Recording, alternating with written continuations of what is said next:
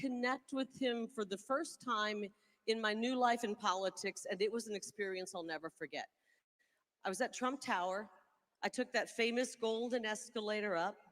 I hopped onto a golden elevator and shot up to the 26th floor of the beautiful Trump Tower in Manhattan. And as I was looking out on that skyline, much of which, contrary to a well-known politician who said, "You didn't build that," Donald Trump had indeed built that, a big part of the skyline of New York. And I thought to myself, so is this what Frank Sinatra sang about in New York, New York? This was Trump Tower, this was New York City. If we could make it there, you can make it anywhere. Jeff and I were there. We were led into his office, and behind a large, beautiful desk sat a larger-than-life Donald J. Trump. He welcomed us. And immediately we launched into a recap, and he remembered a recap of a turning point event that we both attended about a month earlier. And he talked about the huge, loud, incredible, warm applause that I had received when he called out my name from you, the people of Arizona. And he said to me, I'll never forget it. He said, "Carrie, that wasn't a poll that you hire a pollster to do. That was a real poll. That was the people telling me who they support." Right? And then he began asking a few questions about how the campaign was going, polling, about policy. And I'll be honest, I was able to answer all of them with no problem, except one.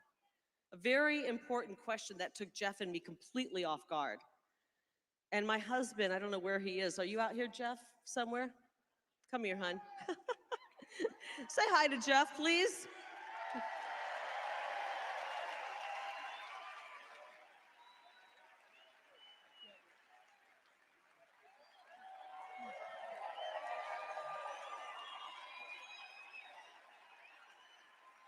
Do you remember what the president asked us?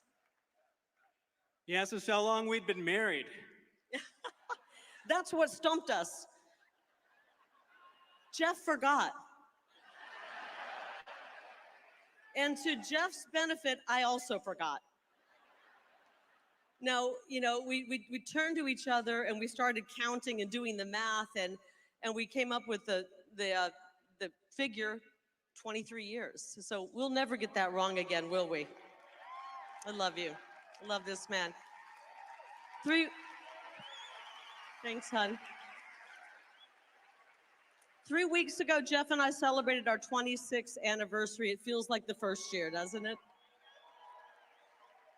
So let me get through this story. So what was supposed to be a 15-minute meeting had turned into an hour-long conversation with Donald Trump. At the end of it all, the president rose, he shook our hands, he told me he would support me and endorse me. It was the greatest birthday gift I'd ever received. Really great. So, long story long, I spent my 52nd birthday in New York City with the greatest president. I'm spending my 55th birthday here in Glendale with all of you and the greatest president.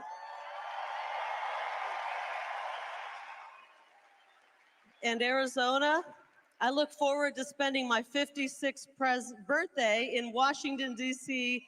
with the greatest president representing you, the greatest people in the entire country.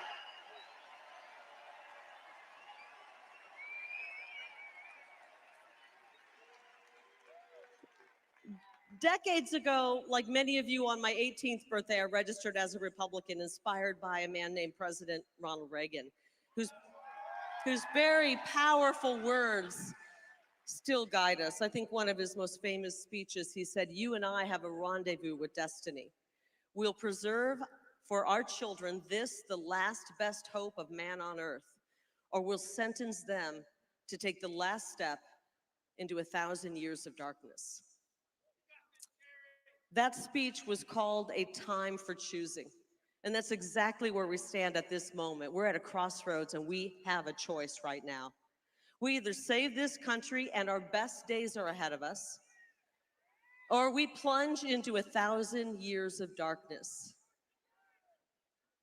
Guys, we're gonna save this country.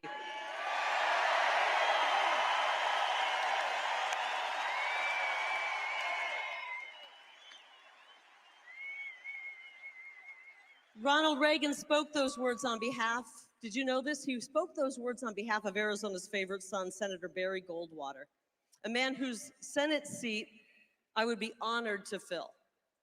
I really would. The media, back then the media called him extreme. The media called Reagan extreme. They called Trump extreme. They call me extreme. And they call each and every one of you extreme.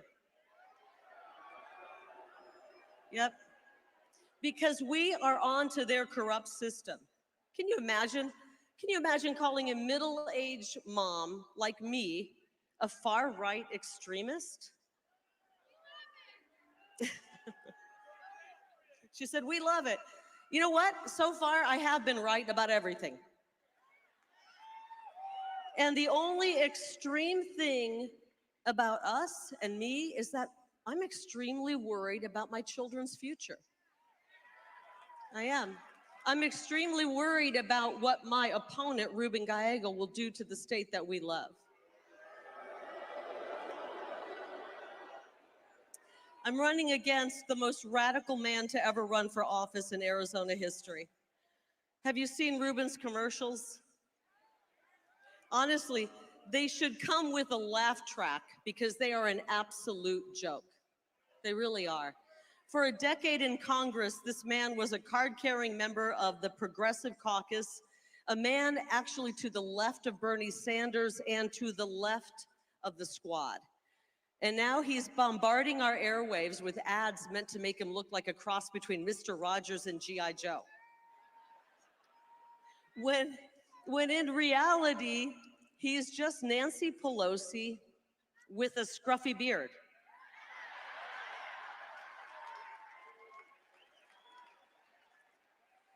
Now, guys, if you don't mind it, I'm about to lay out some hard truths about my opponent, Ruben Gallego. And I'm not telling you this to be mean, I'm really not. I'm telling you this because the people have got to know before they vote who this guy is. His ads leave out a whole lot of despicable treatment of women. His ads don't tell you that about the time that he harassed and threatened a 20-year-old female intern, and when she complained about it, she was fired. His ads don't tell you about the fact that his fellow Democrats down at the state legislature gave him the nickname the Troll because of how creepy and degrading he was with women.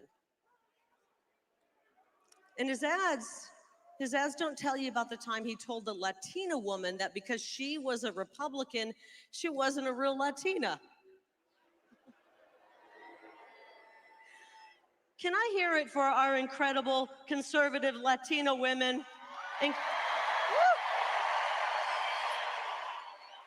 We got a house full,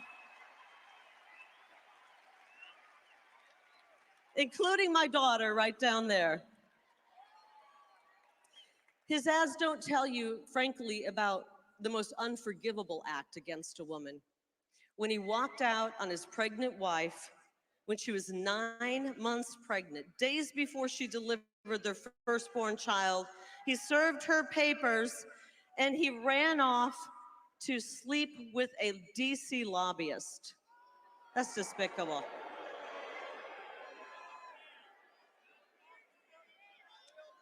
I can promise you, if Ruben Gallego will abandon his family to jump in bed with a lobbyist, he will abandon Arizona in favor of DC lobbyists every single vote.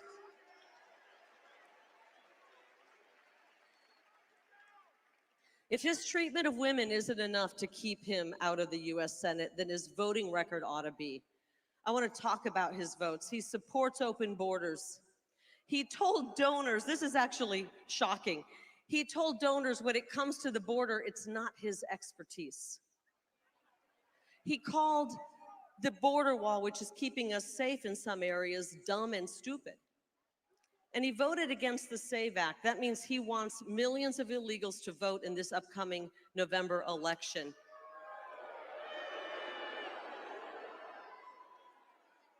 Bad idea, Ruben. He voted for sanctuary cities. He supports amnesty. He's weak on law and order. I don't even think he likes our police officers. He actually called them the bad guys. He did.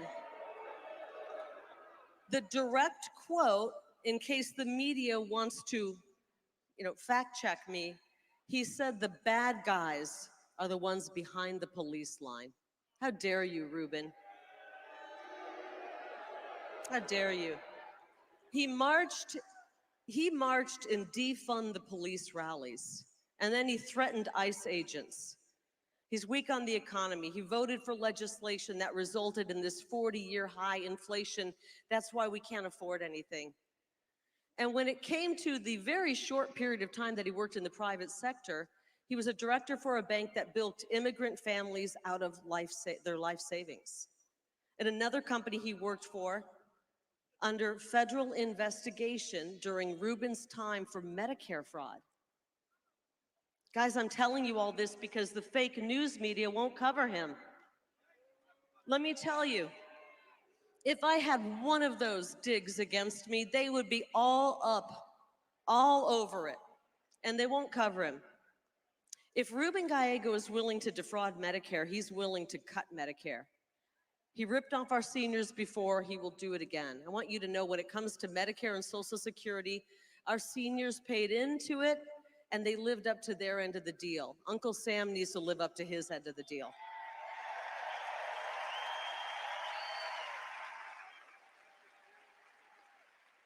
Let me be perfectly clear, when I'm in the US Senate, any politician that tries to lay a finger on your Medicare or your Social Security will have to go through me.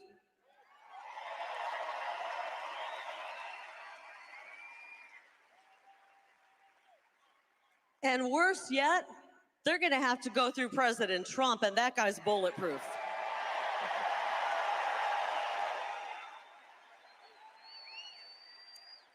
Arizona, we've got to reject the dead-end Biden-Harris agenda that Ruben Gallego voted for 100% of the time. We can't take 4 more years of this. But the good news is we don't have to take 4 more years of it. The problems we face are massive, but the solutions are so simple. America First policies, strong economy, safe border, safe streets, energy dominance, record low inflation, mortgage rates, unemployment. When we win, we're going to bring back that hot job market that President Trump introduced.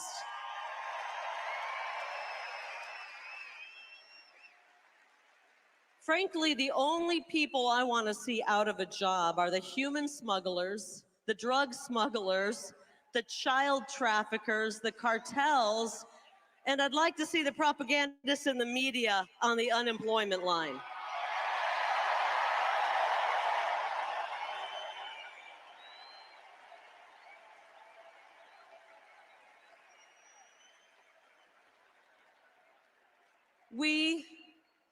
Arizona, we deserve clean, safe, and secure neighborhoods. We deserve to be prosperous again, and our children deserve a shot at the American dream. And I'm going to be a little bit selfish right now. I'm not a career politician. I'm a mother of 2 beautiful children. My son is 19. Let's hear it for our boys.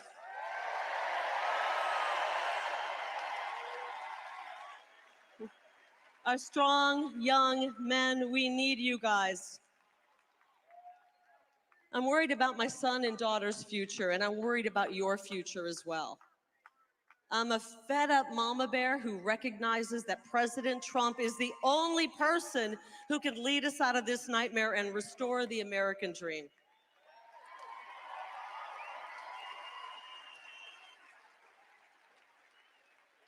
And that's why we elected him in 2016 and in 2020. Are you ready to elect him again in 2024?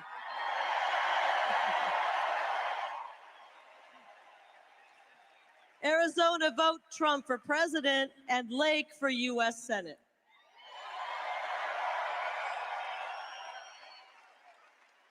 We know President Trump stands for American greatness. I will stand for Arizona greatness. So here's my promise to you, starting on day 1. I will work with President Trump to secure the border and finish the wall.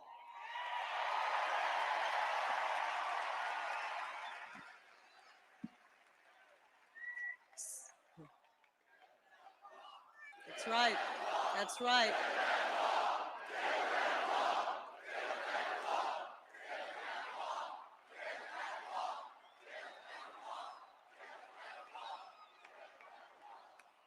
From the Gulf Coast all the way to the Pacific Ocean. 16 16 million people have poured across our border during the Biden invasion. In order to save our homeland, we got to send them back to their homeland.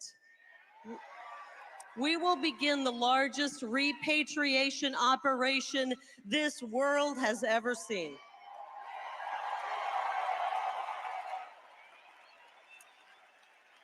We will define the drug cartels. We will define the drug cartels as foreign terrorists, and we will use every ounce of energy our law enforcement and military has to put them out of business for good.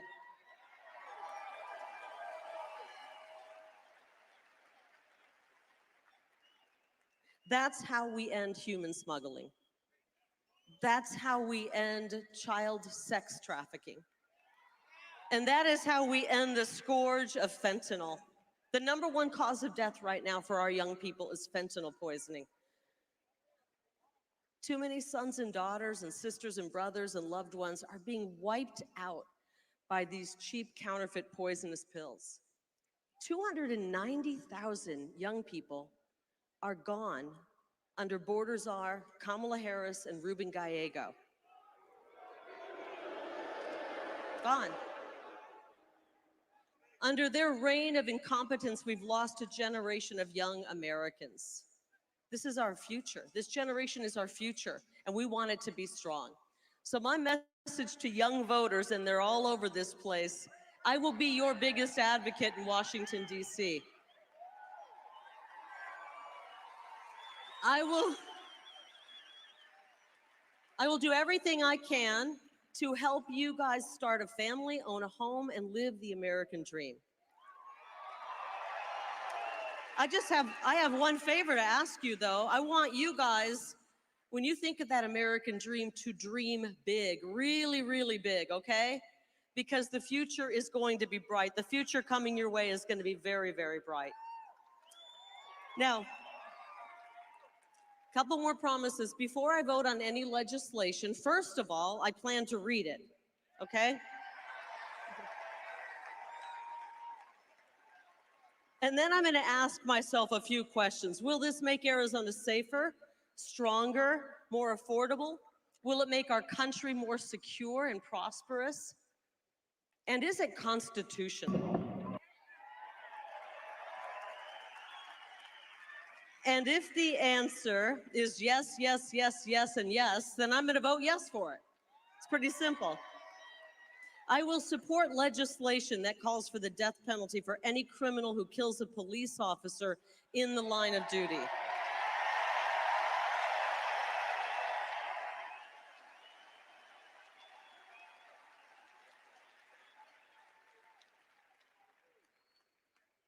And my message to law enforcement, any of you in this crowd, let me hear from you if you're in this crowd and you're law enforcement. And their families, any family of law enforcement here? I've got your back because you always have our back. I've got your back. And that's why the law enforcement unions around this state have endorsed me. Got a message to moms and dads. This one's really near to my heart. I will crack down on any school pushing gender insanity on our precious children. We're done. We're done. We're done.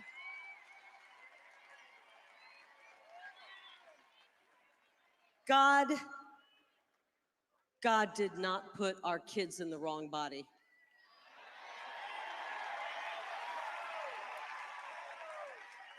The people pushing this sickness are in the wrong job.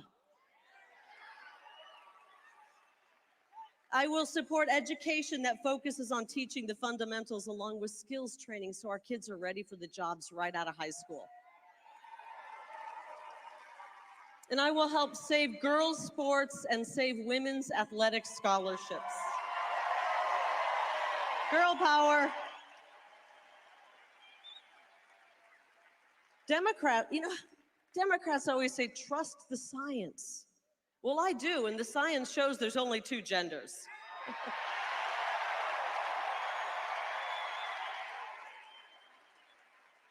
Okay, finally, we're going to address the water issue in Arizona and the American Southwest. We're going to identify new sources of water and explore desalination options, including piping fresh water into the West. And we're going to make California do more to collect water runoff and snowmelt. Arizona's tired of being punished for California's recklessness.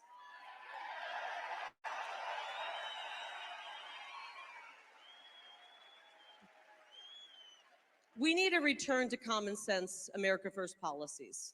We're going to take our first step toward that when we vote in Arizona. Ballots hit mailboxes October 9th. Yes, we have voting season here. And Election Day is November 5th. And we all have a part in saving America. Vote early if you want. Sign up to be a poll worker and a poll observer. Go to tpaction.com/100 and sign up to be a ballot chaser. Can you do that, guys?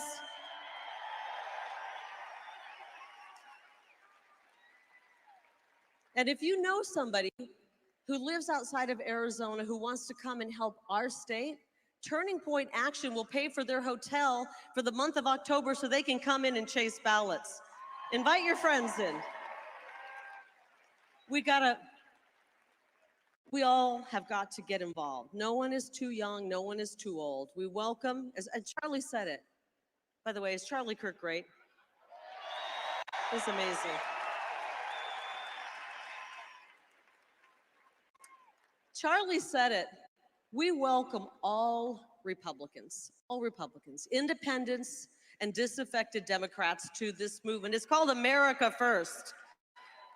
We're not just Republicans first, we welcome everybody. This is about bringing America together. Our founding father, Benjamin Franklin, was 81 years old when he said, "We have a republic if you can keep it." We are in the if you can keep it part.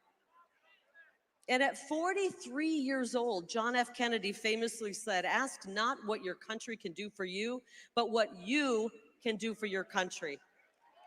We got to step it up and save our country right now. And one of the greatest leaders in humankind who's about to take the stage always says, "Let's make America great again."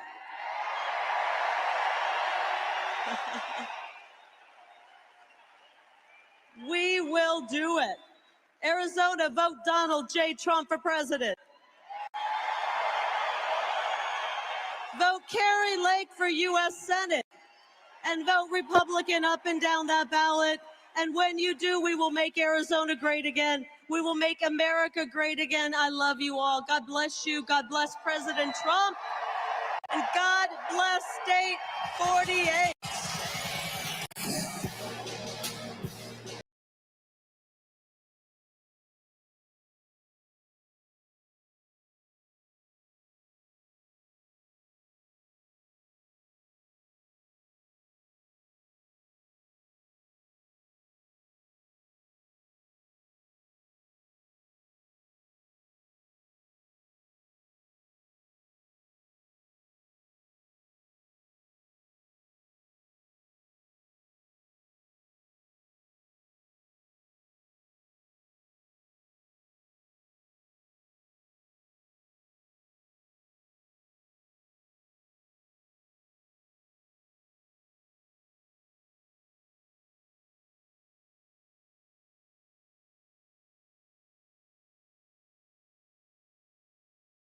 Check. 1, 2.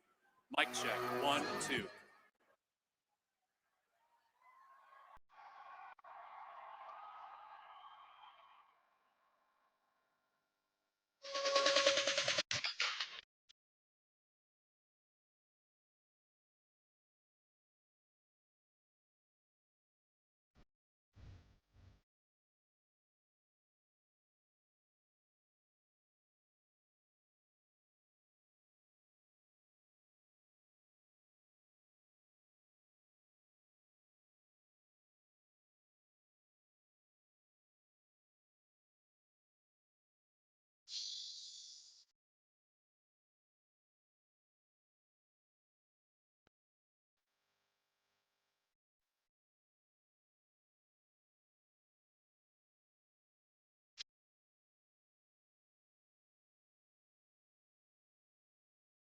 Expenses have skyrocketed by double digits since Biden and Harris both took office. Since then, the burden of record high inflation has continued to push the limits for people across the country. The number of Americans living paycheck to paycheck jumped to 61%. Our domestic policy, economic policy, immigration policy, foreign policy, energy policy, law and order, all of it is downright dangerous.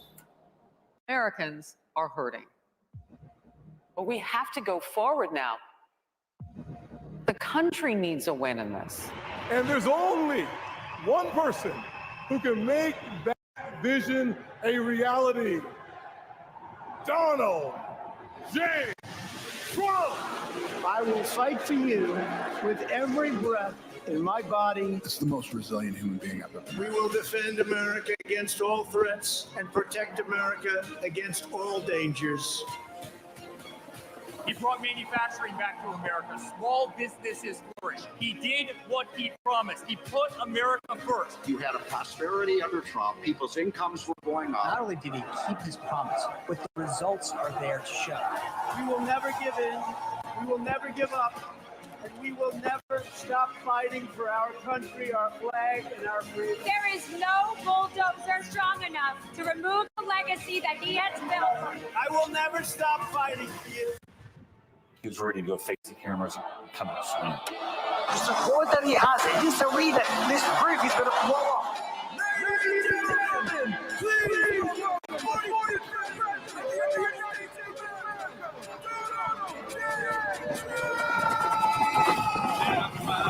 be an American where at least I know I'm free, and I won't forget the man.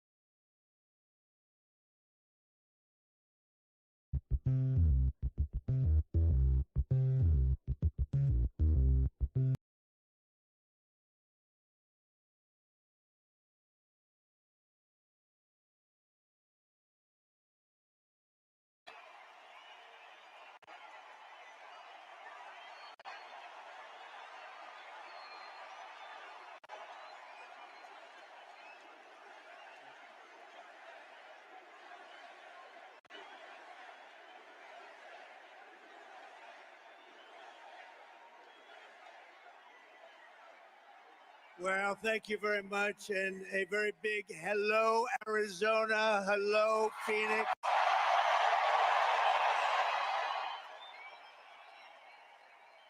I'm thrilled to be back in this incredible state with thousands of proud, hardworking American patriots. That's what you are.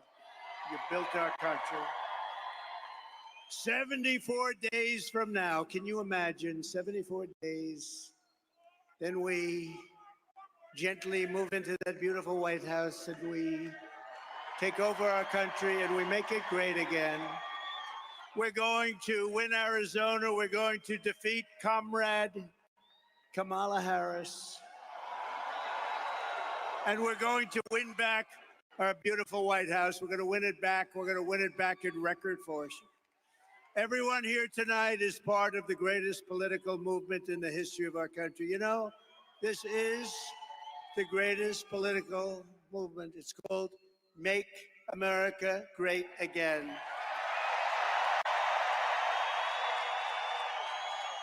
And it's right now bigger and better and stronger than it ever was before. You know, we won in 2016 and we did much better in 2020. A lot of people don't understand that, but we understand it. Millions and millions more votes.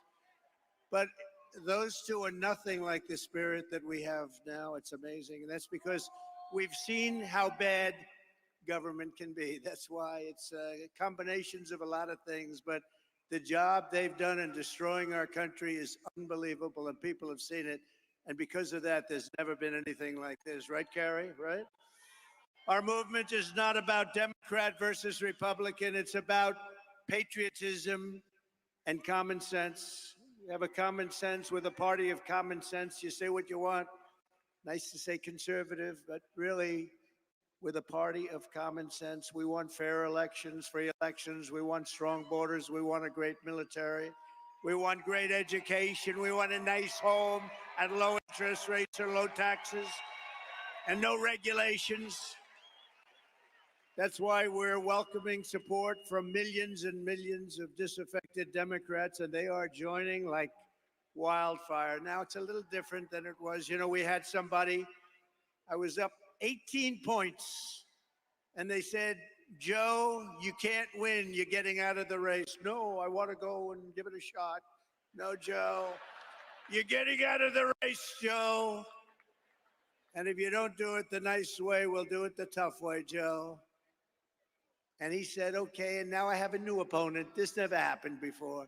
We spent $100 million and a lot of time on defeating him. And as soon as he was gonzo, it all started with the debate. The debate. All that time, all that effort. A friend of mine said, you did a terrible job in the debate. I said, why do you say that? Everybody said I was brilliant. They said, no, you got him out of the race with that debate. It's all right. We have to do what we have to do, right? We have to do what we have to do. And now we have somebody that, in theory, should be easier to beat. In theory, because she's a radical left Marxist, and everybody knows it. But we're welcoming the support from millions of disaffected Democrats, independents, moderates, old-fashioned liberals who still believe in things like, little things like borders. I was there yesterday. That's a scary place. Sir, it's about time that you get out of the sun, sir. We're going to have to get you out of here, sir. Let's get the hell out of here. She was the border czar.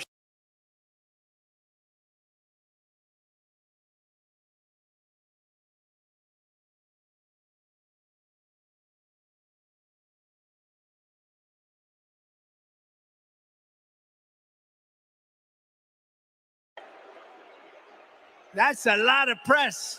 That's a lot of fake news. That's a hell of a lot of fake news.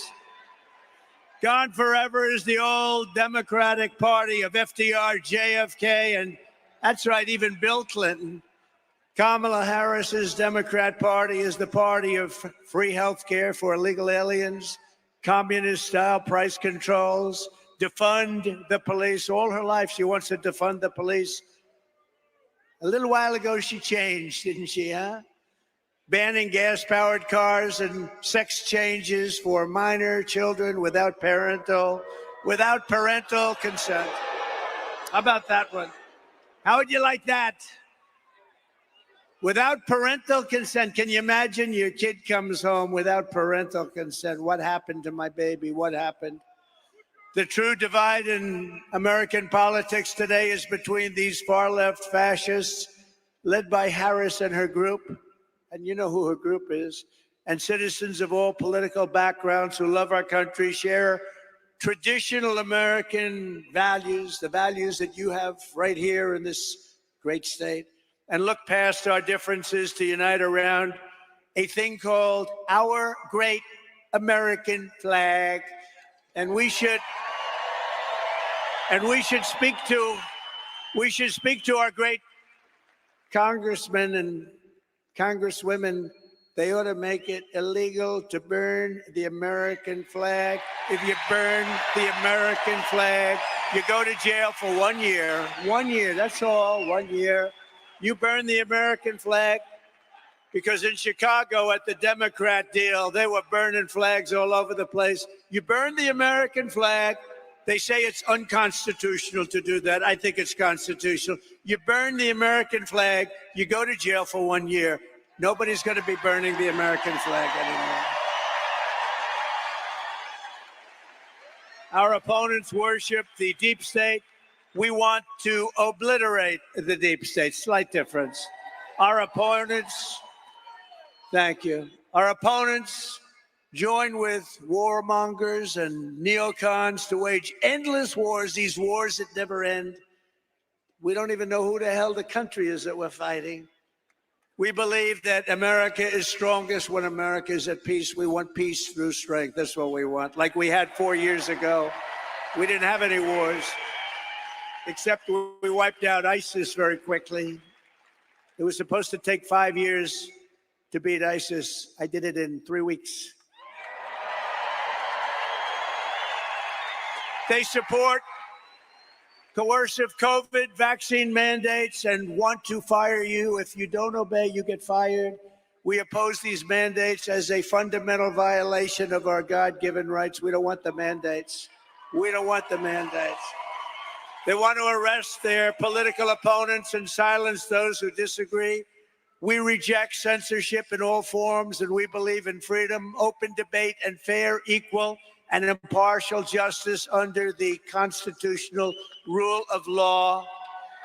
Our opponents slander us as a threat to democracy. Trump is a threat to democracy. No, they're a threat to democracy.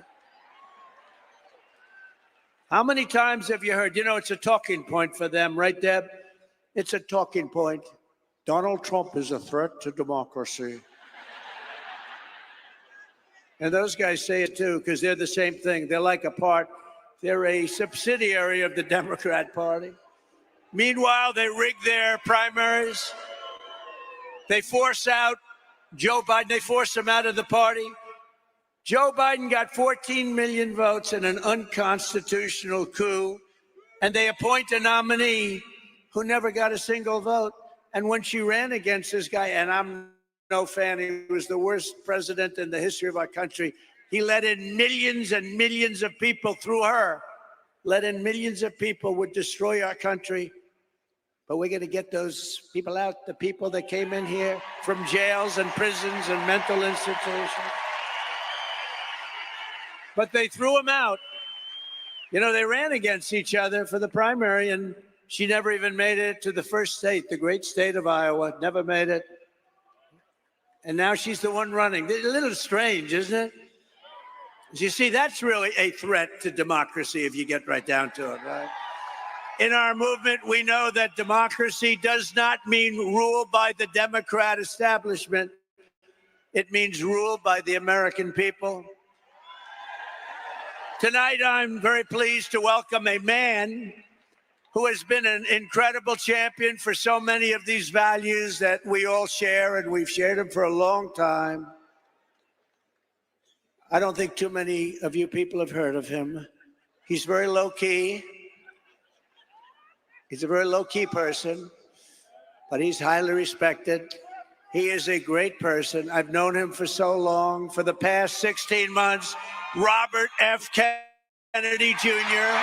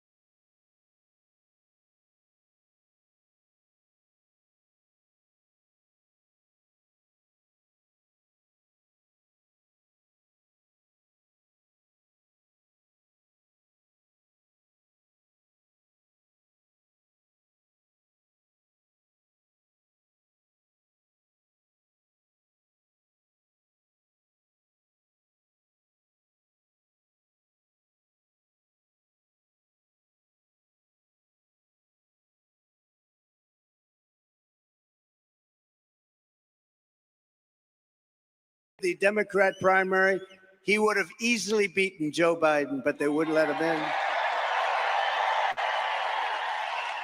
They put up rules. I've never seen rules like he had to have 65% of the vote in order to run, little things like that. His candidacy has inspired millions and millions of Americans, raised critical issues that have been too long ignored in this country, and brought together people from across the political spectrum in a positive campaign grounded in the American values of his father, Robert Kennedy, a great man, and his uncle, President John F. Kennedy. And I know that they are looking down right now, and they are very, very proud of Bobby. I'm proud of Bobby. You want to know the truth?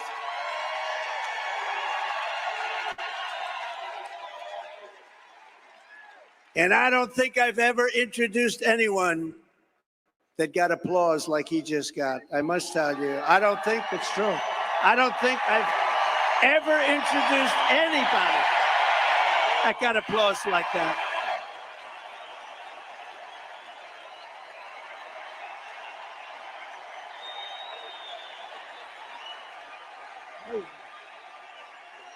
It's amazing.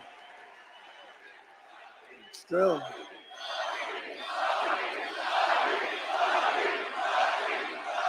Amazing.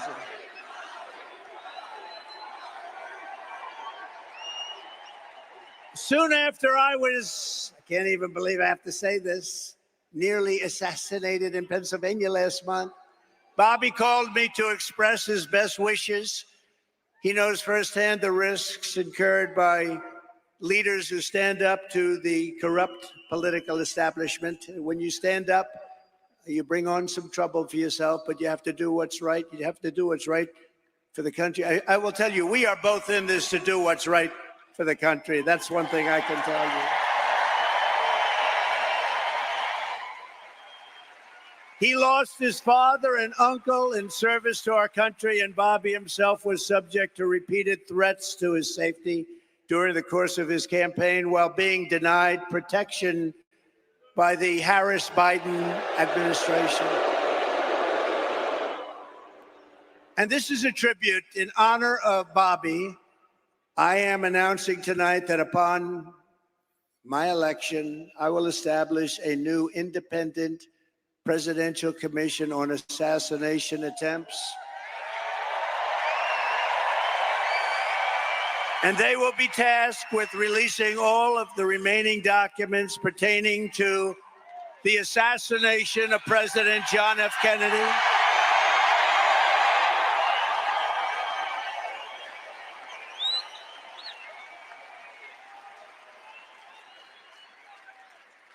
And they will also conduct a rigorous review of the attack last month. But I tell you, I have never had more people ask me, please, sir, release the documents on the Kennedy assassination. And we're going to do that. And I also want to salute Bobby's decades of work as an advocate for the health of our families and our children. Nobody's done more. Millions and millions of Americans who want clean air, clean water, and a healthy nation have concerns about toxins in our environment and pesticides in our food. That's why today I'm repeating my pledge to establish a panel of top experts working with Bobby to investigate what is causing the decades-long increase in chronic health problems and childhood diseases, including autoimmune disorders, autism, obesity, infertility, and many more. We want every child in America to grow up and to live a long and healthy life. So I just want to ask Bobby to speak for a little while. I'll stand aside. I'm going to stand aside. But I can only tell you, I've known him a long time. We've been a little bit on the opposite side of the equation, but I will say this, he is a brilliant, I still think of him as young. He's not that young.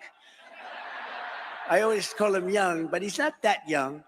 But he is a phenomenal person, a phenomenal man who loves the people of this country as much as anybody can love the people of this country. So, Bobby, please say a few words. Thank you very much.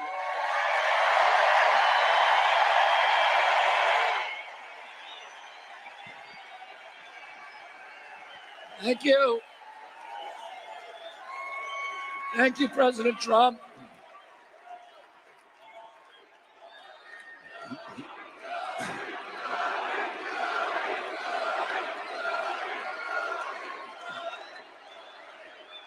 Thank you.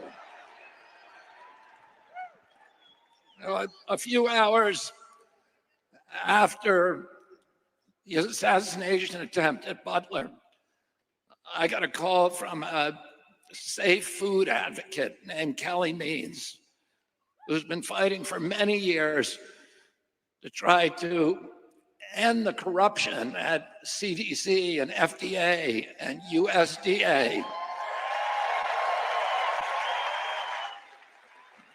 And these institutions, these regulatory agencies are actually run by the big food processing companies, the big ag and the chemical companies that they're supposed to regulate. And he said to me that he'd been advising me for many years and on my campaign. And he told me that night that he was also advising President Trump. And he asked if I would talk to President Trump. And I said, of course. And about a few minutes later, I got a call from the president. And we talked. We had a very good talk. And then he invited me to come see him the next day. And I went to Minneapolis and saw him. We met again a couple of weeks later in Florida.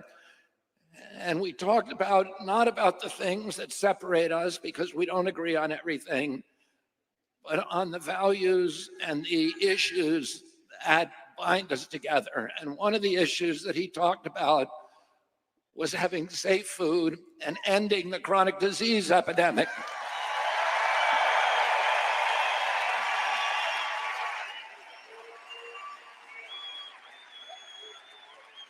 Our children are now the unhealthiest, sickest children in the world.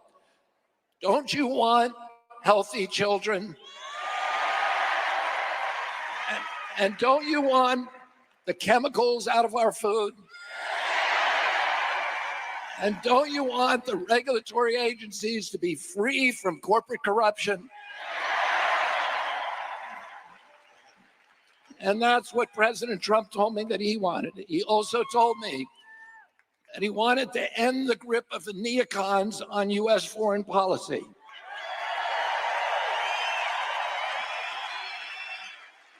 He said he didn't want any more $200 billion wars in Ukraine, that we could use that money back here in the United States.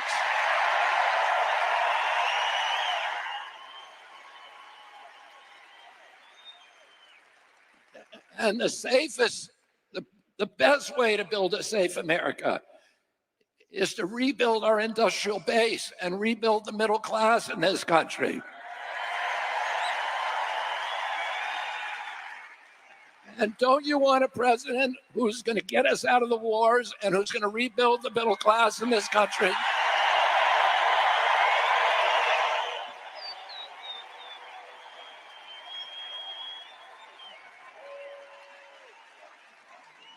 And he told me that he wanted to end the censorship because the whole basis of American democracy is the free flow of information.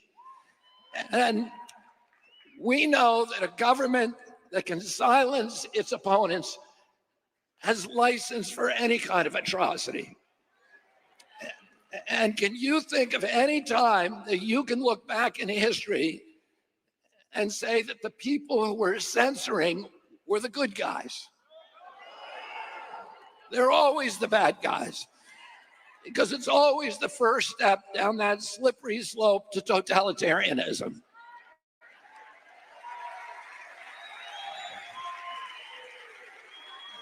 And don't you want a president who's going to protect America's freedoms?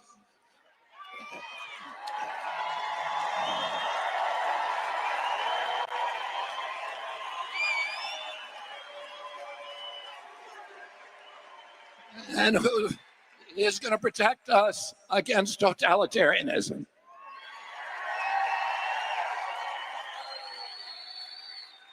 And I want to ask you again, don't you want a safe environment for your children?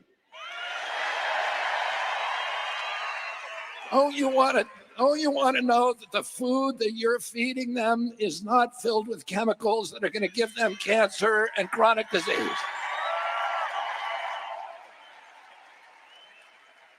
And don't you want a president that's going to make America healthy again?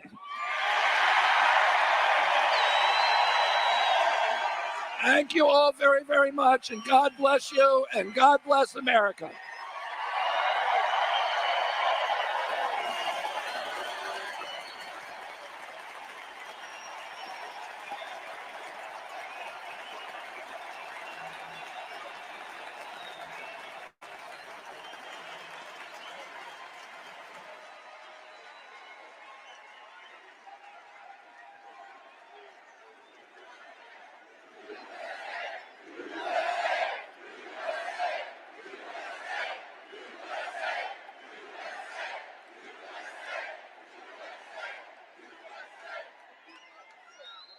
Wow, that was something, huh?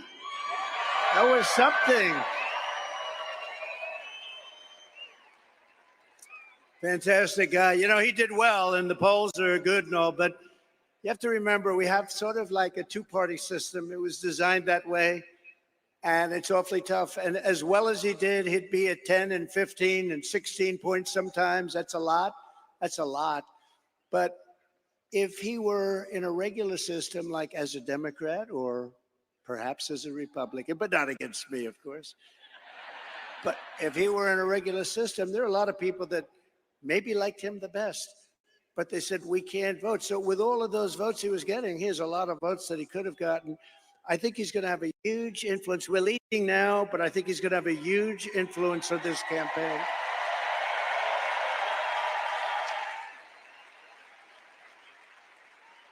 Actually, much bigger than you'd see in the polls. And those numbers are big to start off with. But Bobby and I will fight together to defeat the corrupt political establishment and return control of this country to the people.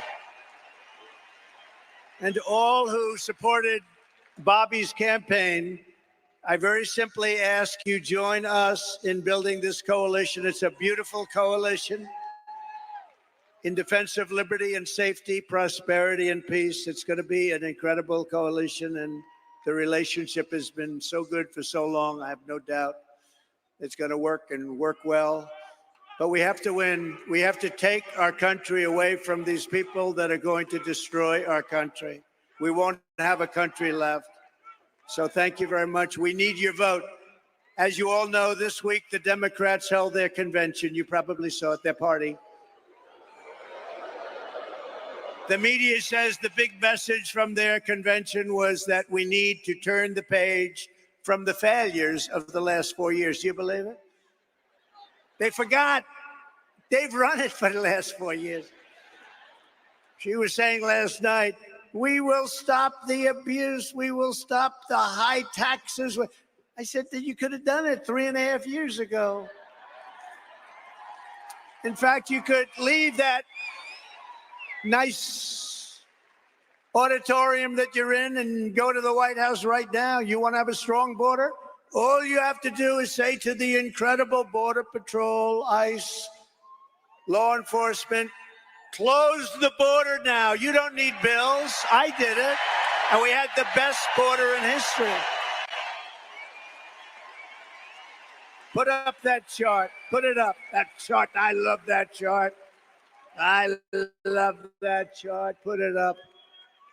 But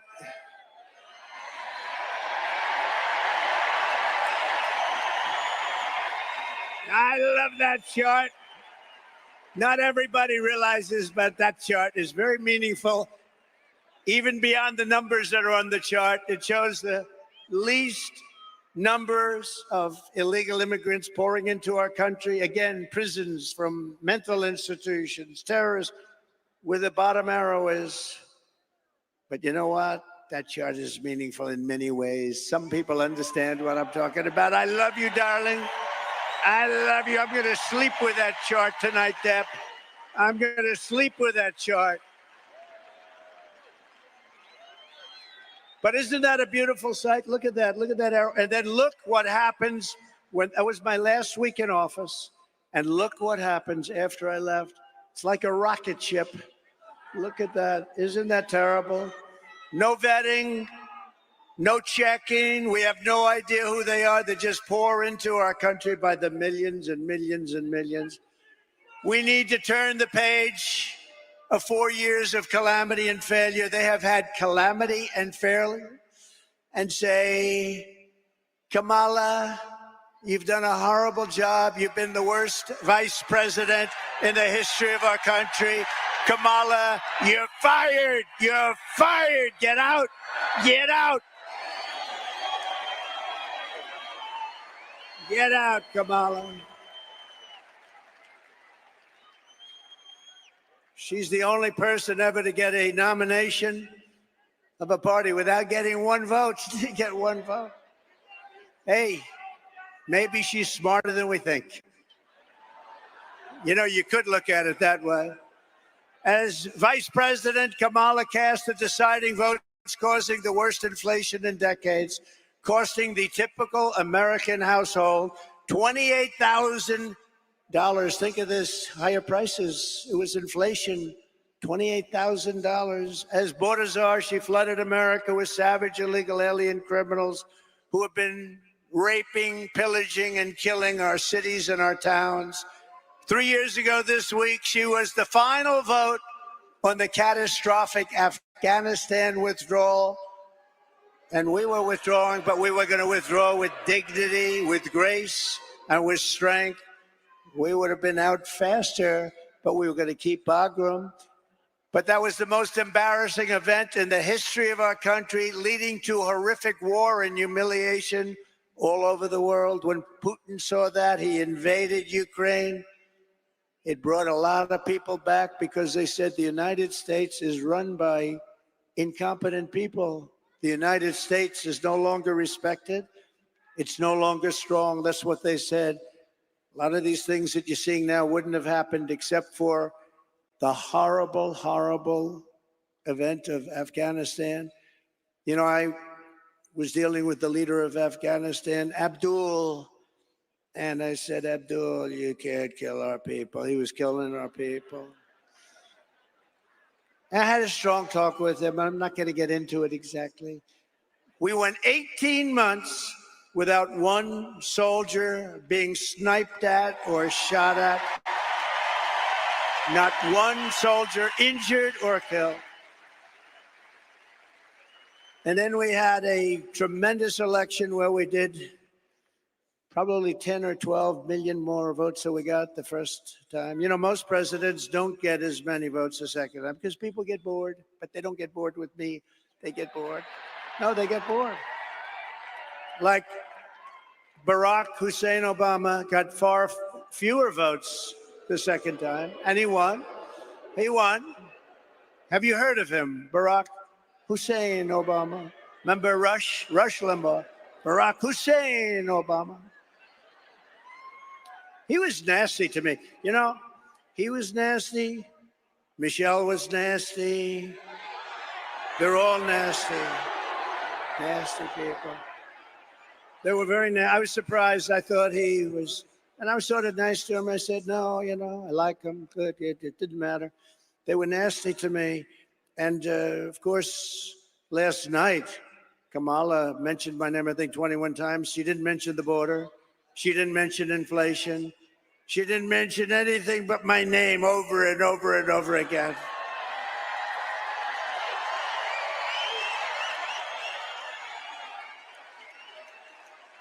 She blamed me for the border. I haven't been there in 4 years.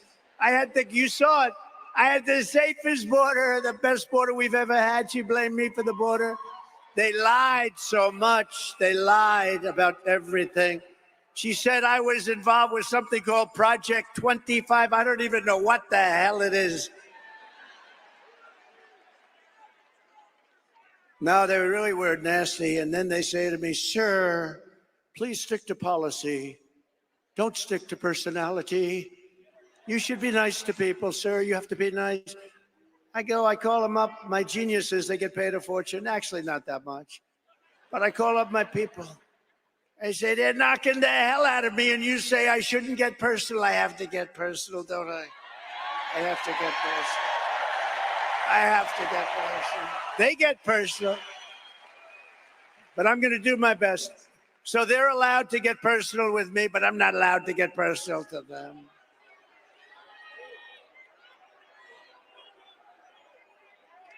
They call me names that are so bad. Our great First Lady says, but you're not that way, darling. They love our great First Lady, I will tell you that. They do. They do. But darling, you're not that way. I said, I know that. And if I say something just slightly out of order, like, she didn't do a very good job last night, please never, ever mention look or anything like that. If you ever say, she didn't look really great, that's the end of your political career, so I wouldn't say a thing like that. How about her opening where she said, thank you, thank you, thank you, thank you, thank you, thank you, thank you, thank you, thank you. I said, what the hell is wrong with her, Deb? Debbie Lesko, she's a winner. Is that Sheriff Joe? Oh.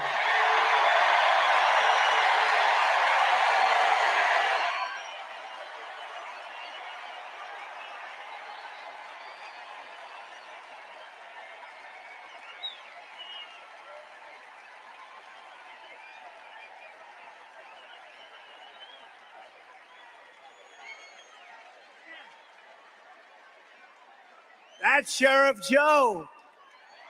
Look at that. A legend. You know, Sheriff Joe's looking at these clowns where they have no idea what they're doing, where people come in by the millions. He had nobody come in. Remember, he dressed everybody in pink. Remember that, right? Is that right, Joe? They had to dress in pink. I mean, it wasn't the worst thing. It wasn't bad. I mean, you know, you got a lot of killers that had to dress. But pink underwear, pink undershirt, and a pink outfit. Because he didn't want them coming into our country. Do you remember Arizona when Sheriff Joe was at the border? You didn't have people coming in.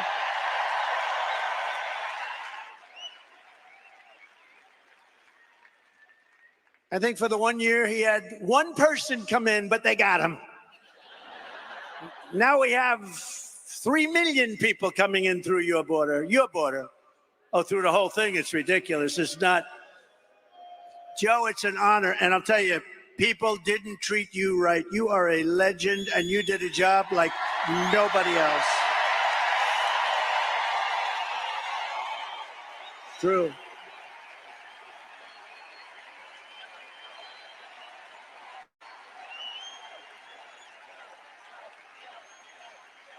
Great going, Joe. And we love your wife. I lost his wife a few years ago, and she was a hell of a woman, right, Joe? But she's looking down at you, and she's proud of you. She's saying, you did very well with this group of people.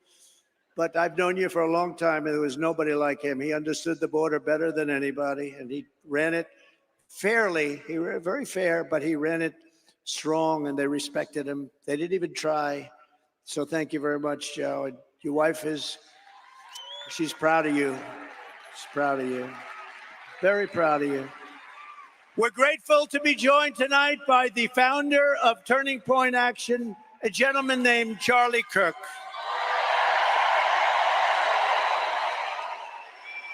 Thank you, Charlie.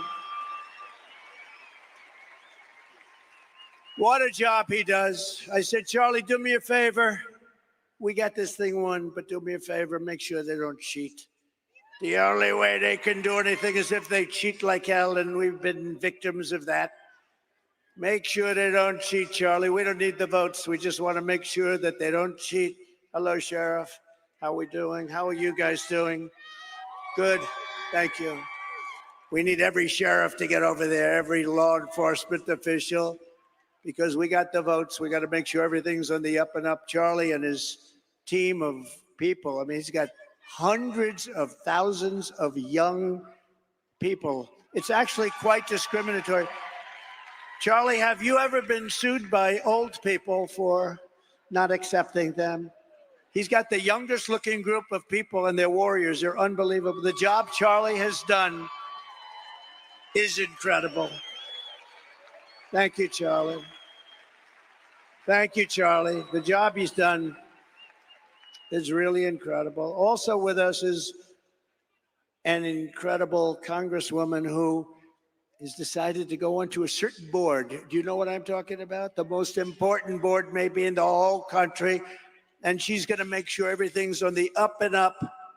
Debbie Lesko. Debbie, thank you, Congresswoman. Thank you, Debbie. You make sure, Debbie. She just won a big election by a massive, well, you won that election easy. She won it pretty easy. Another person who's a friend of mine, he's a warrior for a long time. He's great. He loves his state, loves our country. Andy Biggs, Congressman Andy Biggs. Thank you, Andy. Thank you.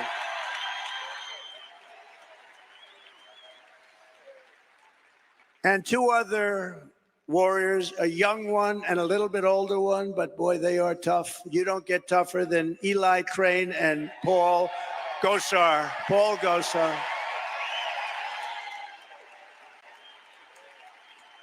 Great. Thank you, Eli. Great. Great. Beautiful. Great people. And the next congressman from Arizona's 8th district, Abe Hamadeh. Wow. He's going to be good for a long time. He's a young gentleman. Great, Abe. Great job. Great job. Great heart. He went through a tough one. Arizona GOP chairwoman, she is doing a job. Gina Swoboda. Gina. She is doing a job. And a very good friend of mine, the next senator from Arizona. I really believe this. Look, she's running against, we don't have to do a big, I was going to bring her up. I was going to say, come on, Carrie, speak. But she just spoke for half an hour. What the hell am I going to do here? But I will tell you, she's running against a guy who's a rubber stamp for, it used to be Biden. Now, who the hell knows? I don't even know. Do we know who it is? Who a rubber stamp for somebody. But Ruben Gallejo is horrible. He's an open borders maniac. He's a defund the police maniac. He shouldn't be allowed to even run in this election against her because Carrie Lake is incredible. She's incredible. She's tough.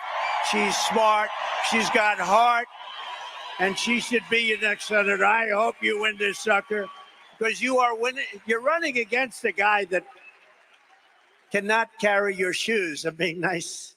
You know the expression, can't carry her shoes. And you're going to have a big victory, and we're going to work together, and we're going to make sure we win this state. I say this presidentially, if we win this state, which we're expected to, we're leading and all of that, we win the presidency, and we have to take Carrie Lake with us. Go get him. Go get him, Carrie.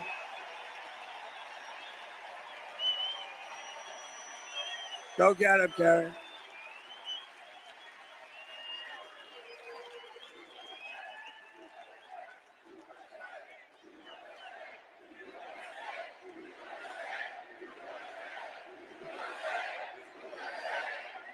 Very important. And honestly, and forget, we all know Carrie. She's been a newscaster for 22 years. Everybody knows her. She's she's never had a problem. She's solid as a rock. This guy is a freaking loser. He's a loser.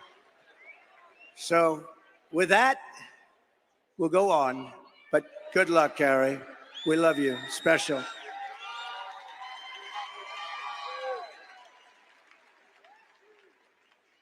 Since Democrats didn't talk about Kamala's horrendous record last night, we will. For nearly 4 years, Comrade Kamala Harris. I use that term, I don't know if it's good. Is it good or not, tell me? Let's do a poll. Let's do a poll. I love these free polls. Instead of spending $250,000 to a pollster that doesn't even poll, you know what they do? They take your money, they say, let's see, all right, 49 to 51, all right. It's one of the greatest businesses in history. I get a free poll here. Do you like the name? She's a radical left lunatic, okay? She's a defunder of the police. She wants to defund all the things that we talk about. Do I call her Comrade Kamala Harris or do I not? Ready? Ready? What do I do there? You tell me. You could tell me better than anybody. Okay, ready? I'll say yes or no. Yes.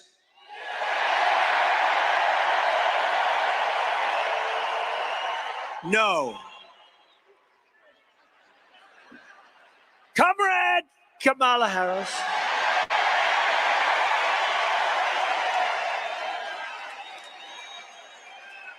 Has overseen a nation-wrecking border invasion.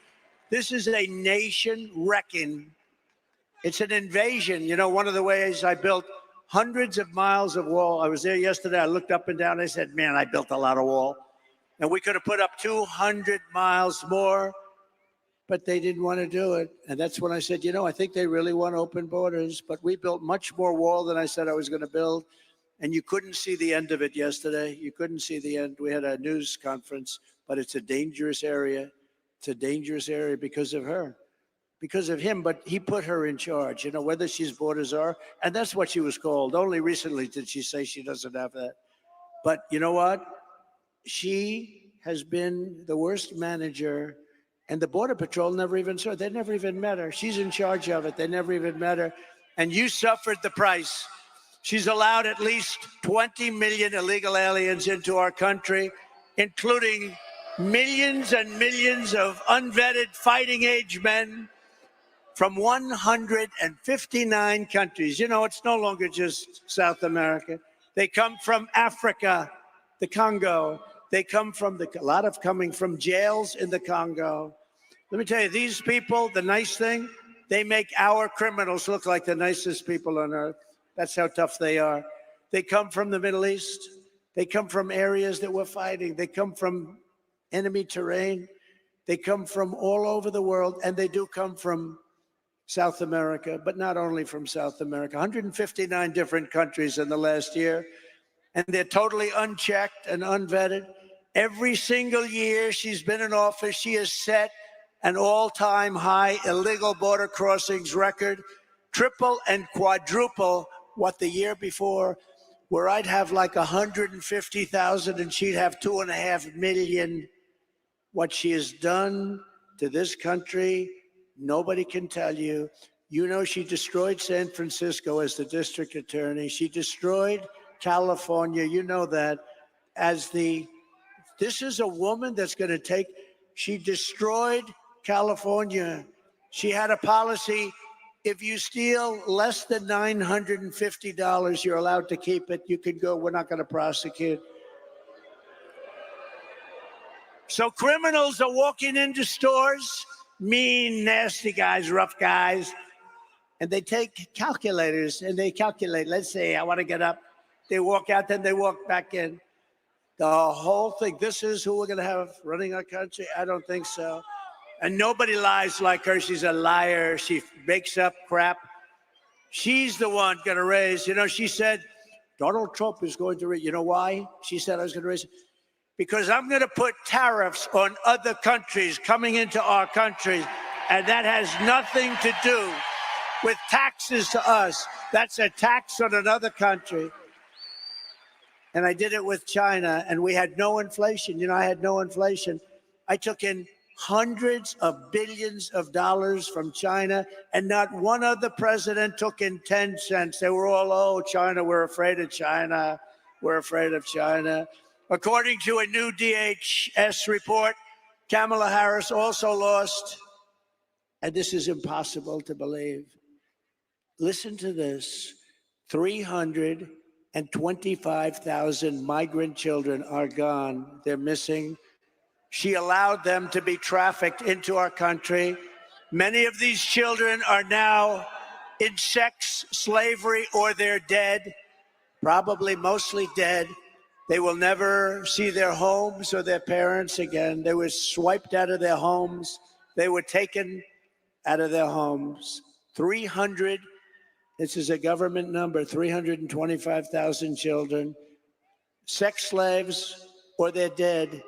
Many are dead. Hamas has so little respect for Kamala and Joe Biden, crooked Joe Biden, that the hostages that they're talking about all the time, I believe they're largely gone. I believe they're largely gone. So sad.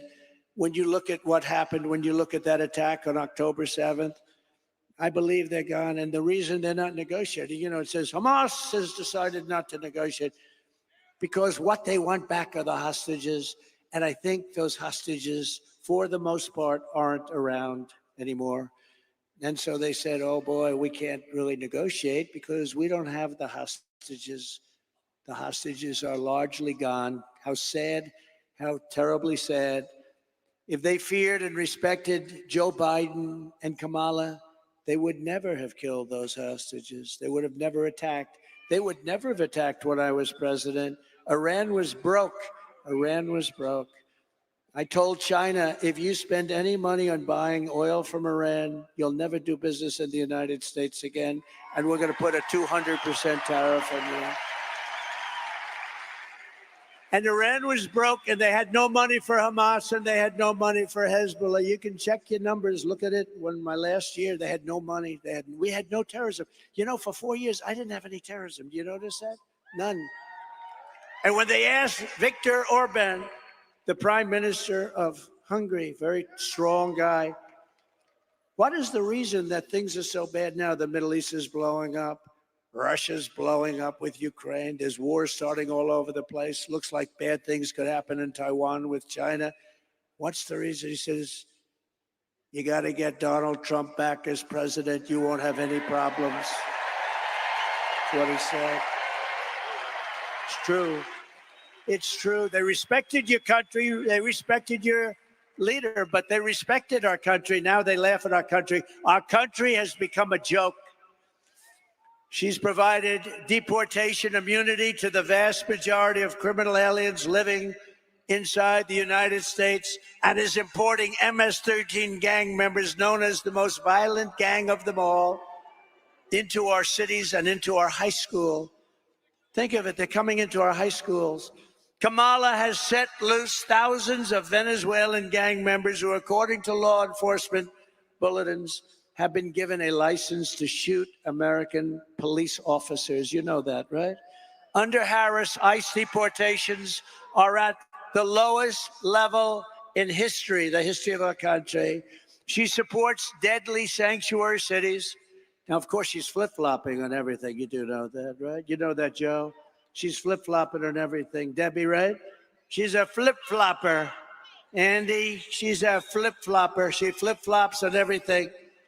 Because she was polled. She said she didn't do too well. That's probably why she was the first out of 22 people. I can't get over it. She was the first failure. And now she's running. Oh, we're going to beat her. I look forward to the debate, too. I do look forward to the debate. Look forward to it. She called for abolishing ICE. These are great patriots who are tough as hell. You need tough people. She's compared ICE agents to the KKK. She wants to repeal the federal law that makes illegal immigration a crime, making illegal immigration totally legal. It's okay to come into our country. She wants to release all of the thousands of criminal illegal aliens that are locked up in detention centers, and these are the toughest of them all. She wants to release them into our country. We have detention centers for the toughest of them all. She says, we're going to release them. Now, maybe they'll ask her tonight, oh, no, I would never do that. She might change. She's changing and everything. But don't forget, if the election ever went haywire, if they can find a way to cheat enough and she wins in quote, she wins, she's going to do everything that you wouldn't dream of, including no fracking. She didn't discuss fracking last night. No fracking in Pennsylvania. I can't imagine she could do well in Pennsylvania. 500,000 jobs are involved with fracking, and a huge amount of their budget, everything's involved with fracking, and she's against it. In her speech last night, she lied about almost everything. She lied when she said, I was going to raise taxes. No, I'm lowering taxes. She's the one. She lied and said that, oh, this is the best. I'm going to be the one, and I was already there. I didn't touch your Social Security, and a lot of Democrats wanted me to. She lied when she said that I want to cut Social Security and Medicare. No, she wants to cut it because she wants to have the illegal immigrants coming into our country to go on Social Security and Medicare, which will destroy Social Security and Medicare. It's Kamala Harris who cast a tie-breaking vote to cut Medicare by $266 billion. She cut your Medicare, remember this, by $266 billion, and then promised mass amnesty last night to 20 million illegal aliens and make them American citizens, which will absolutely obliterate your Social Security and your Medicare, ultimately leaving those programs bankrupt and our seniors desperate and poor. And remember, when you talk about all of those hundreds of billions of dollars, you know what she's putting that money into? The Green New Scam. She took it out of your Medicare. She's putting it into one of the greatest ever, one of the great voices of sport. Stand up. Let's see if anybody knows who the hell you are. Good job. Hey, good man. He's done a good job. But she took it out and she wants to put it in. She put it into the Green New Scam. She said the border was safe under her direction. You know, they're the party of disinformation and misinformation. They'll say something 100 times. The border was safe. Did you see last night? The border's safe. The first time she said that was about 2 months ago, and she went like this. The border was safe. She started choking. Horrible.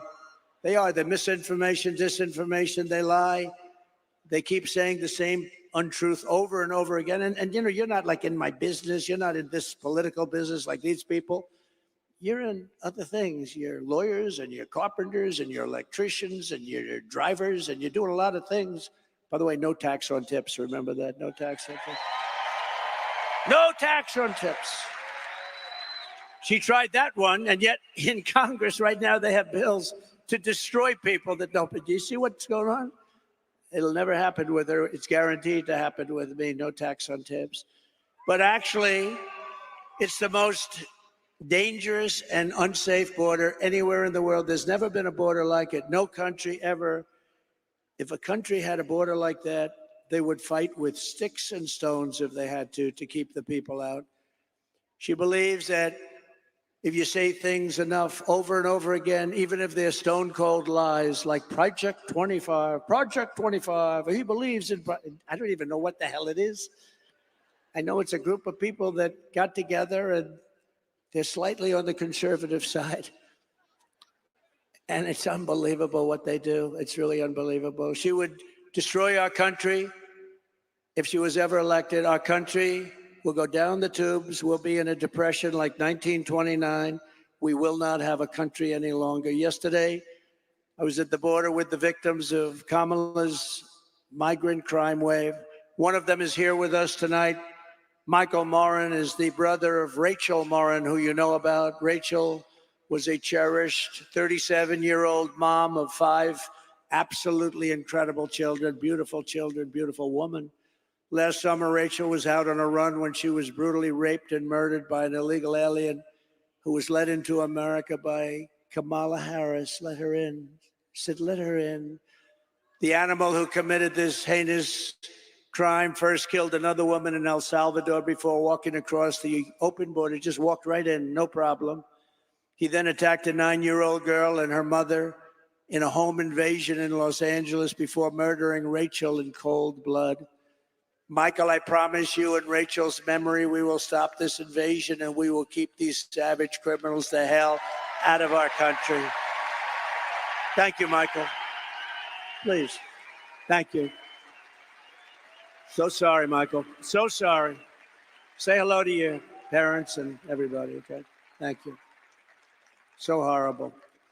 We are so sorry, Michael. Thank you for being here. According to her own administration statistics on crime victims, Kamala Harris has presided over a 43% increase in violent crime. These are government numbers, by the way, including 58% increase in rape, 89% increase in aggravated assault, and 56% increase in robbery.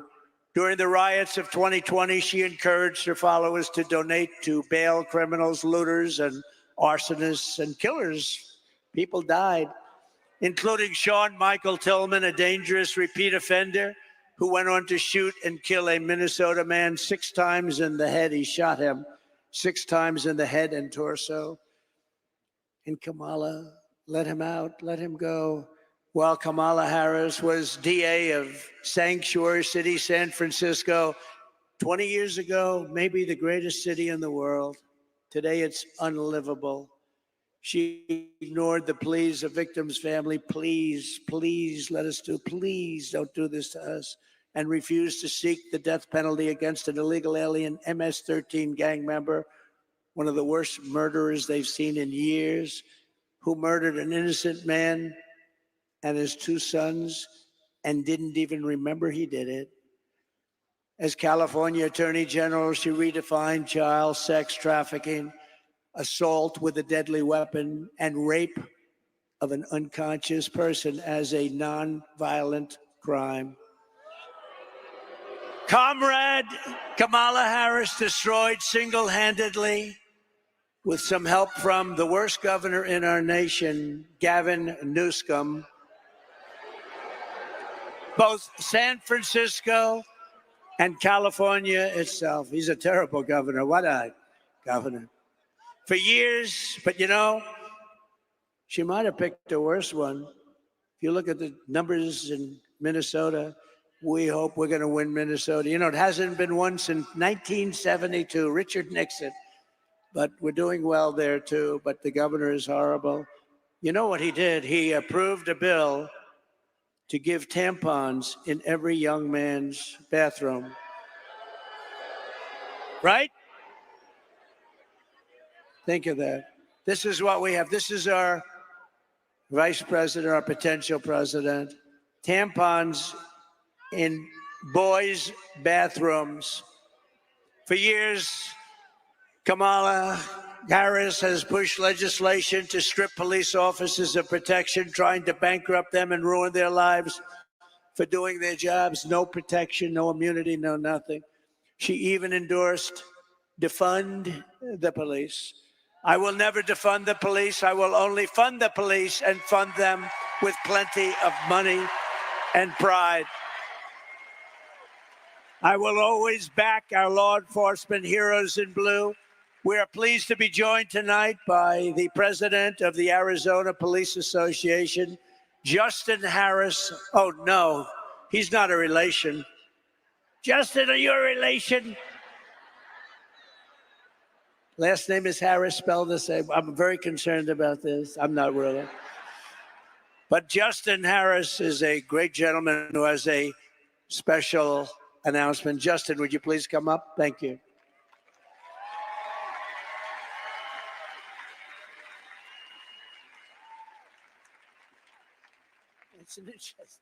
I'm not worried about it.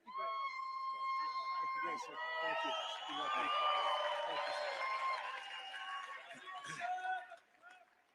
Well, good evening, everyone. I'm a little concerned about that illegal immigration chart you put up there. Was that a spike in immigration or the inflation? Sort of both. Kind of both, right? Wonderful job those Democrats are doing. My name is Justin Harris. I'm a veteran police sergeant here in Arizona with 25 years of experience in service.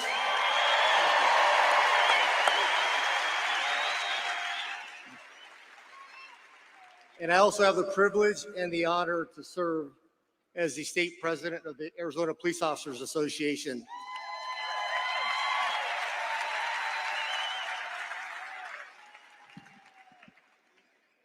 The Arizona Police Officers Association is the largest law enforcement association in the state of Arizona, and we represent over 12,000 law enforcement professionals, the men and women that currently serve in our communities each and every day at the local, county, state, and federal law enforcement levels.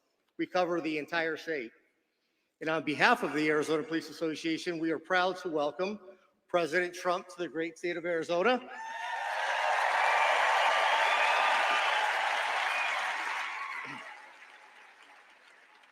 And to the wonderful city of Glendale, home of Luke Air Force Base. Folks, these men and women in Luke fly those beautiful F-16 Fighting Falcons of the 309th Fighter Squadron and those beautiful, beautiful F-35 Lightnings. Nothing like hearing those jets flying overhead, which that's the sound of freedom and American ingenuity.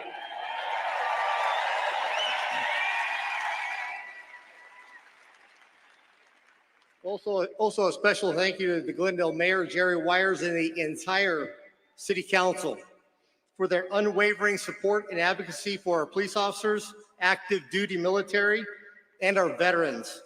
You're not going to find stronger advocates for our military, our veterans, and our police officers anywhere in the world other than Glendale. Thank you, Mayor and Council.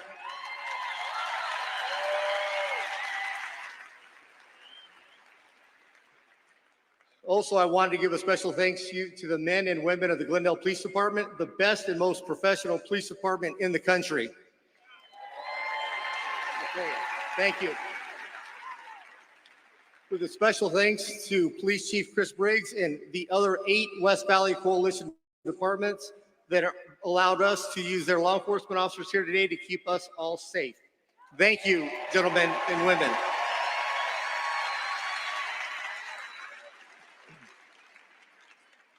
Law enforcement today is perhaps the most complex occupation on earth. It's an honorable profession of service and commitment to others, those who step in the gap between good and evil and to protect our communities, and we do so knowing the risk. Officers are required to make split-second decisions under the most uncontrolled, chaotic, and stressful situations, often at great risk to their own personal safety.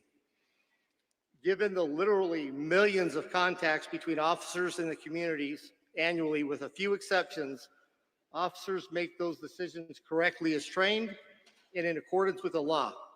But high profile does not mean high frequency. Currently, in this day and age of instant information, social media, and videos, there's an unrealistic expectation of absolute perfection. It is not possible to be perfect every time because we hire from the human race. People are not perfect. Good people can make mistakes. However, the constant orchestrated villainization of police officers has eroded the public's trust. It has encouraged an air of obstinance, disrespect, and assaultive attitudes and behavior towards police officers. What was that name we called her? Was that Comrade Kamala? Was that what it was?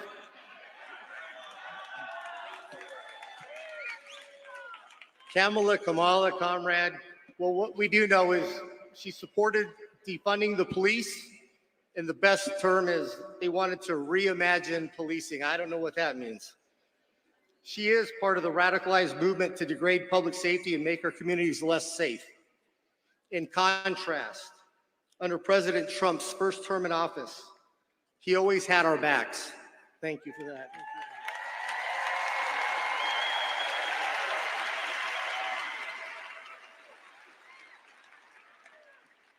He never rushed to judgment, and he never, ever in a lifetime called to defund the police, ever.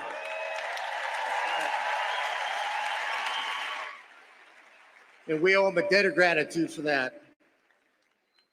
Let's also forget when President Donald Trump was president, he closed the borders and locked the door.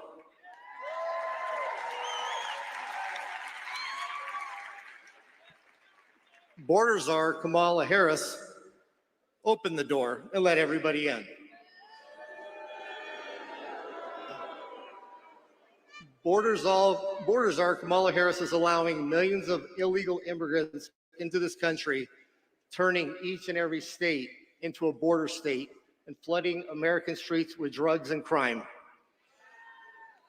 The Democrats haven't quite figured this out yet, but it's not rocket science. But open borders equals more crime. Close the border.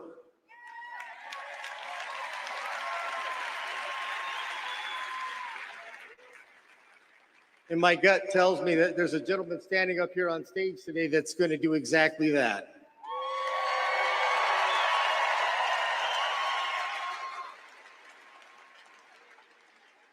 President Donald Trump has in the past and will again make America great again by tackling lawlessness head on.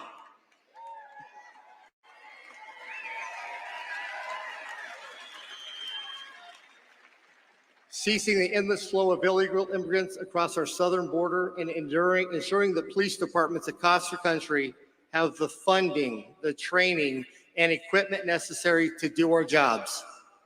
And he's not going to reimagine us doing that.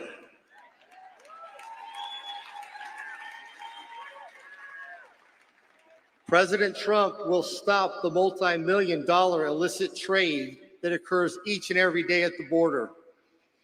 Thanks to Comrade Kamala, with these open borders, the only group that she's enriched is the Mexican cartels, which have expanded over 160 countries across the world.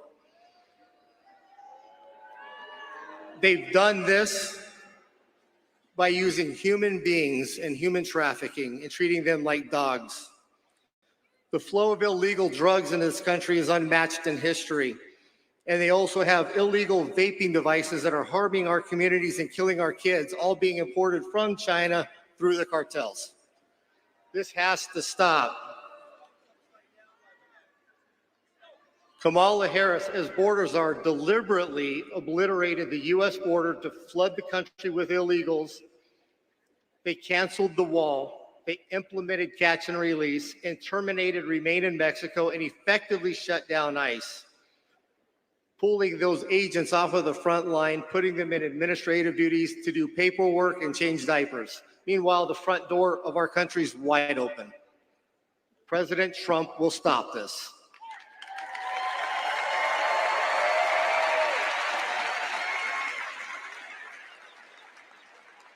I've got a serious question. Has the border czar, Kamala, even toured the southern border?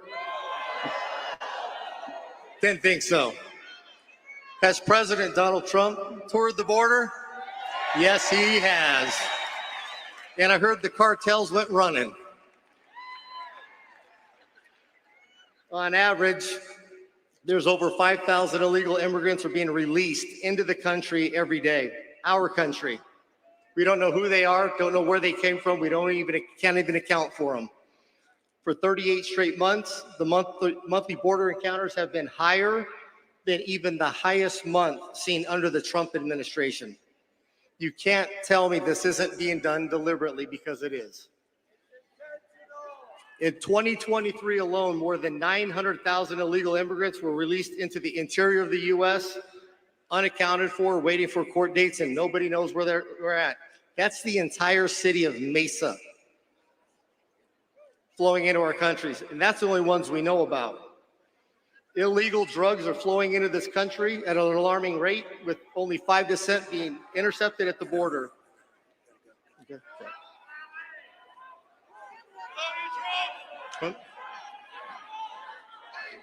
You got it. Folks, let me finish up here, please. This country, our family, our communities, and everything that each of us holds dear and near to our hearts cannot endure another 4 years of a clueless president that cares more about the color of her curtains than the safety and prosperity of our great country and its people.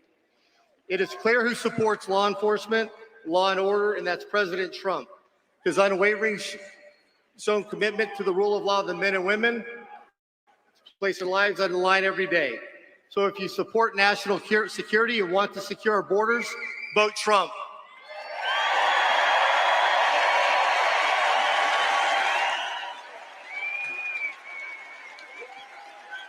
If you support law enforcement and safe communities, vote Trump.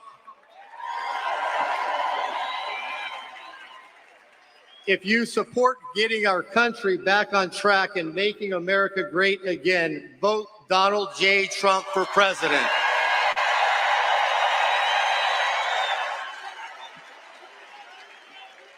And this is why the Arizona Police Association and our 12,000 members, family, and friends are proud to extend our endorsement to Donald J. Trump for President of the United States of America. Thank you. God bless.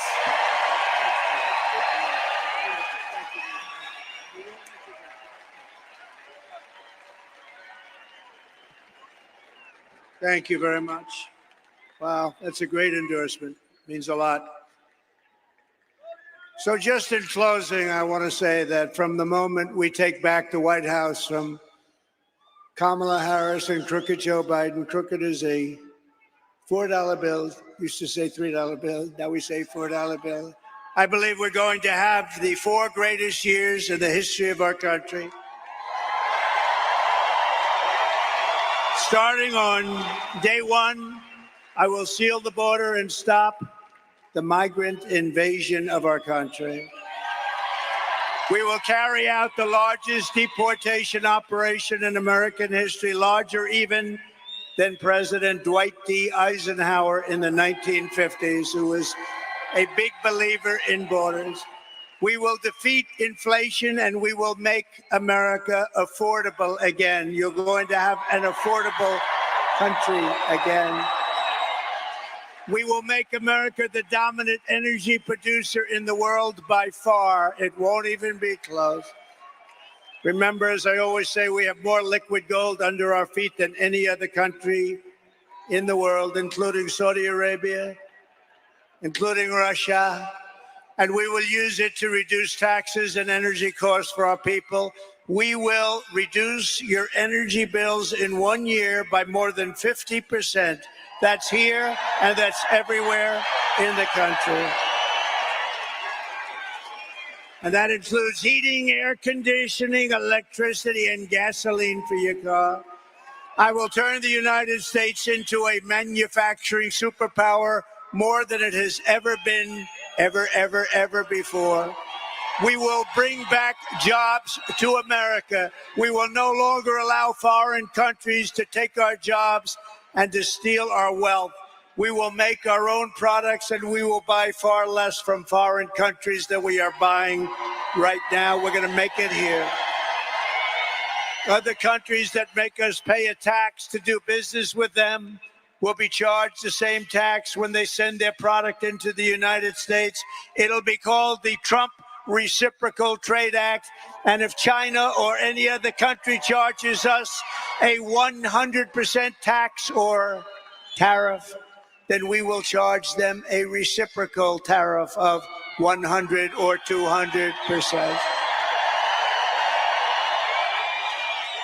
In the words of a great president, William McKinley, the protective tariff policy of the Republicans has made the lives of our countrymen sweeter, brighter, and it's the best our citizenship and our civilization can ever have. Better destiny for our people. We ought to take care of our own nation, and we have to take care of our industries first. We have to take care of our country first. It's about time, and it's going to happen starting on January 20th of next year. I will not let Mexico, China, or any other country sell cars into the United States to the detriment of our auto workers all over our country, including in Michigan and South Carolina. United Auto Workers, you're going to vote for Trump because I'm going to bring you back more auto production than you've ever seen in this country before. I will end the ridiculous electric vehicle mandate cut every job-killing regulation of the Harris-Biden administration, and make our auto manufacturing business bigger, better, and stronger than it has ever been before. And if you relied on Kamala, there would be no auto industry. Within 3 years, you'll never make another car. When I am back in the White House, we will pass large tax cuts for our workers, and there will be, as I said, no tax on tips. And that means if you're a restaurant worker, a bartender, hospitality worker, caddy, barber, mover, driver, or anyone else who relies on tip income, your tips will be 100% yours to keep. You will no longer be harassed by your government. And I will fight for and protect your Social Security and your Medicare with no cuts and no changes in age. We're not going to move it up. They want to move it up 5 years. We're not doing it. Darling, when do we get our Social Security? Well, they just moved it up 5 years. You're not going to happen with me. It's going to happen with them. They're going to destroy your Social Security. And we will have no tax on Social Security benefits for seniors.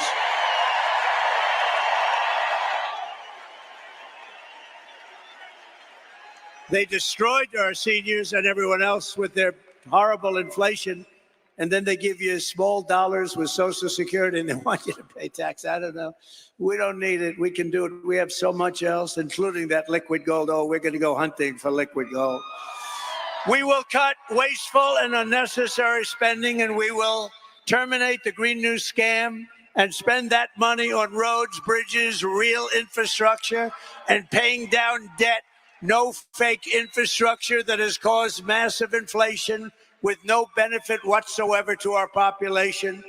I will settle the war in Ukraine, and I will end the chaos in the Middle East, and we will restore peace through strike, and it will happen quickly.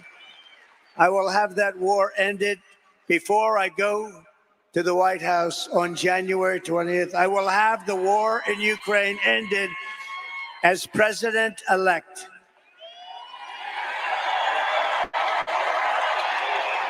And we will end the weaponization of government against the American people, including myself, by the way. They've weaponized the government against the political opponent. Can you imagine? But you just saw we won the big case down in Florida. Everyone said, oh, they weaponized it. They got their Justice Department to go after their political opponent, but they're not doing well.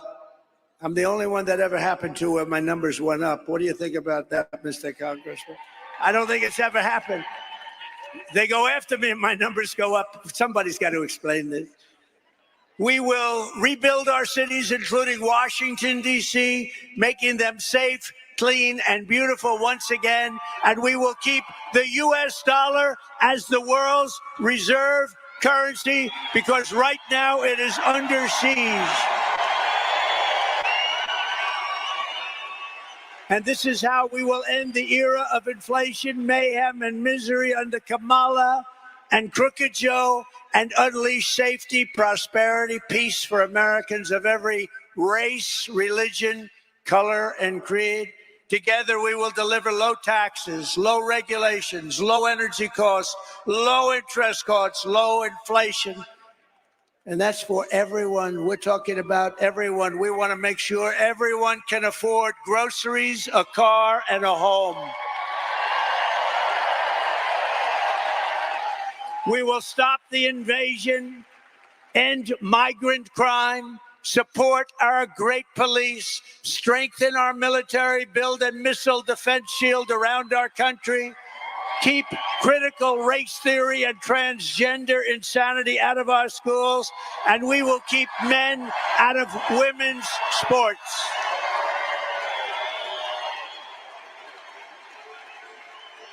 We will defend the Second Amendment, and we're going to restore. Those people don't allow it. The fake news doesn't allow it. We will restore free speech in our country, and we will secure our elections, Mr. Congressman. Everyone will prosper, every family will thrive, and every day will be filled with joy and opportunity and hope. But for that to happen, we must defeat Kamala Harris, a new name. We must stop her country-destroying liberal agenda once and for all. We have to put an end to it. So get your friends, get your family, register, volunteer, and get out to vote. We want a landslide that is too big, too rigged, too big, too rigged. Right? Right, Deb? On November 5th, we will save our country. We will save our economy. We will rescue our middle class. We will reclaim our sovereignty and restore our borders. We will put America first, and we will take back our country, and together we will make America powerful again. We will make America wealthy again. We will make America strong again, so strong. We will make America proud again. We will make America safe again. We will make America free again. And we will make America great again. God bless you all. God bless you. Thank you very much. Thank you, Arizona. They're not. This is a movement. I'm telling you, they're not going to stop. And everyone beware, because they're not going to stop. It is going to. You better vote for Trump. I love it. You better vote for Trump. I love it. You better vote for Trump. I love it. Walton and Harris are so weird. You know it. You better vote for Trump. When's the last time these Democrats told the truth? Why they always acting like they winning when they know it's all over?